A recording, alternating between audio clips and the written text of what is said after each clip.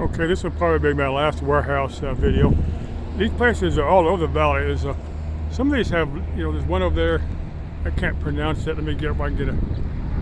I have no idea what most of these places do. This one place is signed out here, some type of concrete company, so they've got their corporate headquarters or shipping office or whatever. They do their paperwork and stuff from that office. But there's 3 or 4 of these. There's a couple city blocks of these things. Let me give you a 360 here, then I'll give you my comments in a second here. The term I got thinking of before was the FEMA, Federal Emergency Management Association. It's part of the federal government.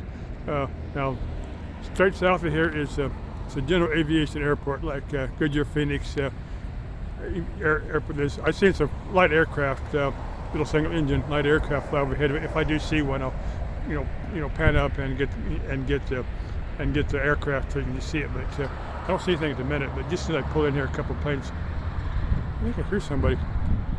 They line up right for the airport because it comes right overhead. But anyway, the comments I'm gonna make on FEMA, a lot of these big, massive, unoccupied warehouses. That was the idea of these FEMA camps. Now, what FEMA's supposed to do, let's say a hurricane comes in and wipes out Miami, and what FEMA does is they drag in, a few days after the hurricane is cleared out, they drag in a bunch of mobile homes. So in a couple of weeks, when another hurricane comes thundering through there, all the people then in the mobile homes will be wiped out by the new hurricane. That's the idea behind FEMA. Any nice emergency. Yeah, there's somebody taking off from the runway down there.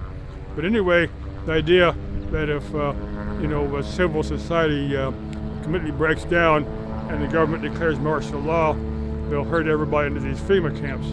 It's pretty much a conspiracy theory, and I don't think there's too much truth to it, but you never know. But a lot of these big, massive, unoccupied warehouses, maybe the government has paid to build these things, and say, well, we'll just leave them, we'll just leave. What's that guy doing? He's got his prop feathered. He's got his engine at full RPM. His prop is feathered or something. That's what it sounds like, but I may be wrong on that. I'm sure you can hear that guy.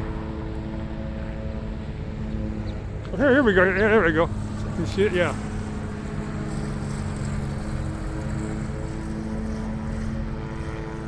Hope you don't bump into the other guy revving his engine down there. I'm sure the tower's got it. Yeah, he's throttling back his engine. They do several things over there.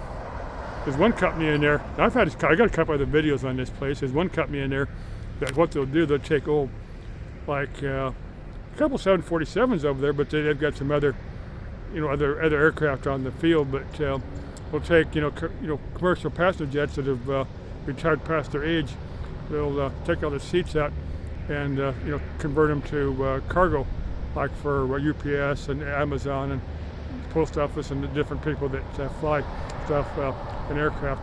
Pull seats out, put a big cargo hatch on there, update the engines and avionics, and I don't know if they do much with airframe or not, but I've seen a few that they just completely strip down, so I think some of them are just beyond any use, or just scrap metal. But anyway, that's what's here.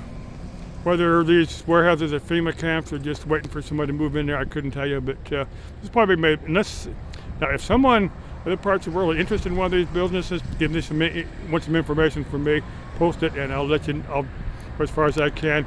But I may or may not be able to find anything. Okay, bye-bye.